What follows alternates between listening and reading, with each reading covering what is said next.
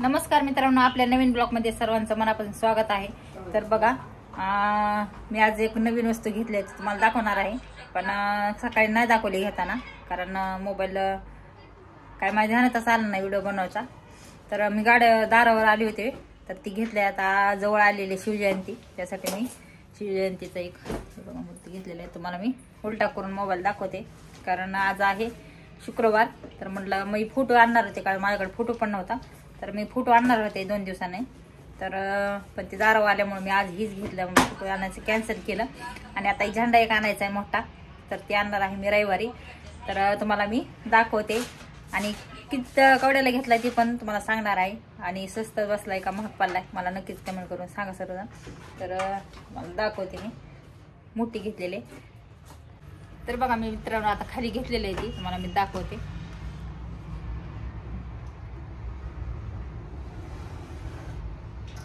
हे बघा कवडी आहे उंच, तर मी घेतलेले आहे। ती 600 रुपये किंमत सांगितली होती, पण मी घेतलेले आहे 300 रुपयाला, कारण आम्हाला 2 घ्यायच्या होत्या। तिकडे समोरच्या त्यांना पण घ्यायची होती, 2 घ्यायच्या होत्या, त्याच्यामुळे 600 रुपयाला जोडी ठरवली। पण ती नाही 600 रुपयाला त्यांनी घेतली नाही, त्यांनी कॅन्सल केली। नंतर मला त्याने दिली 300 रुपयाला। तर कशी वाटते सांगा, कारण दुसरा पण एक होता, पण त्याला हातच नव्हते, अशी पुतळ्यासारखी होती, ती मला नाही आवडली, त्यामुळे मग मी हीच घेतली। तर बघा चेहरा सुद्धा कसा दिसते, ही माळ त्याच्या गळ्यातली बघा ओरिजिनल असल्यावर दिसते, छान दिसायली ही।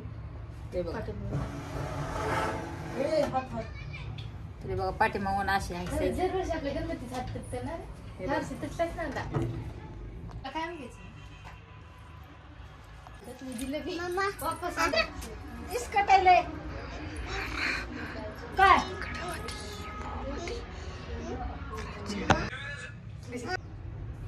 तर हे बघा मित्रांनो कसे वाटते नक्कीच सांगा। आता जयंती आली त्यामुळे मी घेतलेले। तर हे बघा एवढी उंच आहे, तर छोटे एकदम एवढेच होत्या, तर त्या 100 रुपयाला म्हणलं मग मी घेतली 300 रुपयाली मोठी। आता झेंडा वगैरे आणायचा आहे। चला कशी वाटते मला नक्कीच कमेंट करून सांगा, आणि पूर्णपणे व्हिडिओ बघा, स्किप करू नका। आणि मूर्ती पण कशी वाटते मला नक्कीच कमेंट करून सांगा।